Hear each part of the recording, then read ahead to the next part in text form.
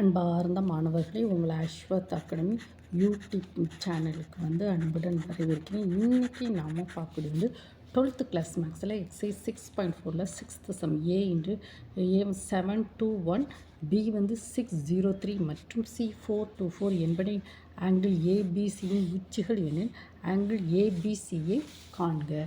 இப்போ நம்ம என்ன செய்யணும், இதனுடைய பியோட ஆங்கிள் என்னன்னு சொல்லி அதனுடைய டீட்டாவோட வேல்யூ என்னன்னு சொல்லி கேட்டிருக்கோம். ஃபஸ்ட்டு எதனுடைய வேல்யூ டீட்டா.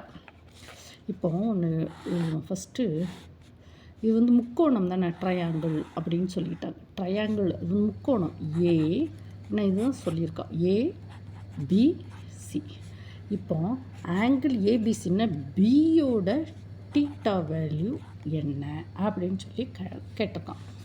இப்போ நம்ம என்ன சொன்னால் ஏ இப்போ x1 y1 z1 721 பி என்னது x2 y2 z2 அதனுடைய வேல்யூ 603.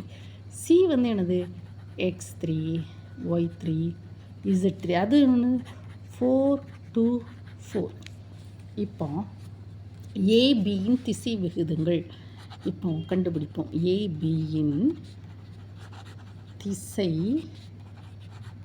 விகிதங்கள், ஏபியின் திசை விகிதங்கள்னா என்னமா, ஏபியினுடைய திசை விகிதங்கள் எப்படி கண்டுபிடிக்கணும்னா x2 minus x1 y2 minus y1 z2 minus z1.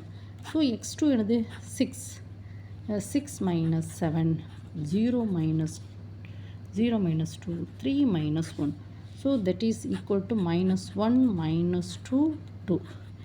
AB in என்னது திசை விகிதங்கள் AB in திசை விகிதங்கள் -1 -2 2. ஓகேம்மா. தென் நெக்ஸ்ட்டு BC திசை விகிதங்கள் கண்டுபிடிப்போமா. BC இன் திசை விகிதங்கள், பிசியின் திசை விகிதங்கள் என்ன சொல்லுவோம், பிசியின் x3 minus x2 y3 minus y2 z3 minus z2. So x3 என்னது 424 கொடுமா, 4 ஓகேம்மா. 424 இது 603.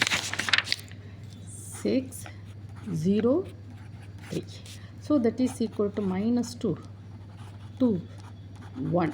என்னது பிசியின் திசை விகிதங்கள் என்னது, நம்ம -2 2 1. இப்போ நம்ம என்ன கேட்டிருக்கான், ஆங்கிள். அப்போ நம்மகிட்ட ஒரு ஃபார்முலா இருக்குமா. என்ன ஃபார்முலான்னா, ஃபார்முலா நம்மகிட்ட ஒரு ஃபார்முலா இருக்குது. B1 B2 B3 மற்றும் D1 D2 D3 என்ற திசை விகிதங்கள்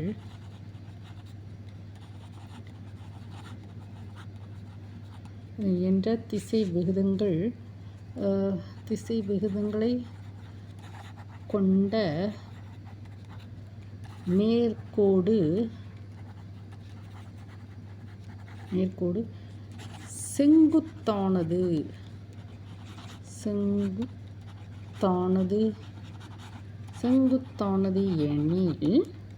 எனில் என்னன்னா B1 D1 plus B2 D2 B3 D3 that must be 0.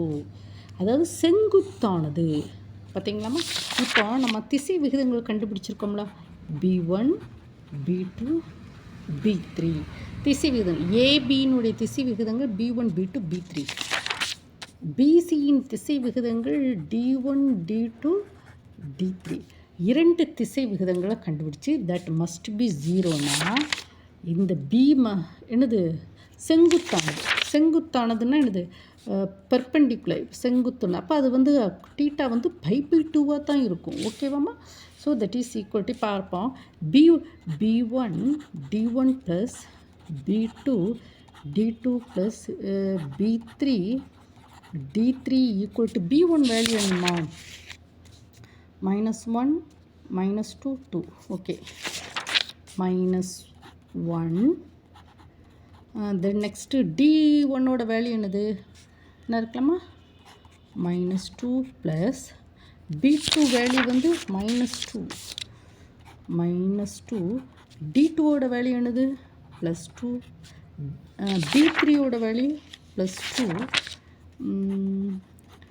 d3ஓட value என்னது? 1. that is equal to 2 minus 4 plus 2. that is equal to 4 minus 4, that is equal to 0.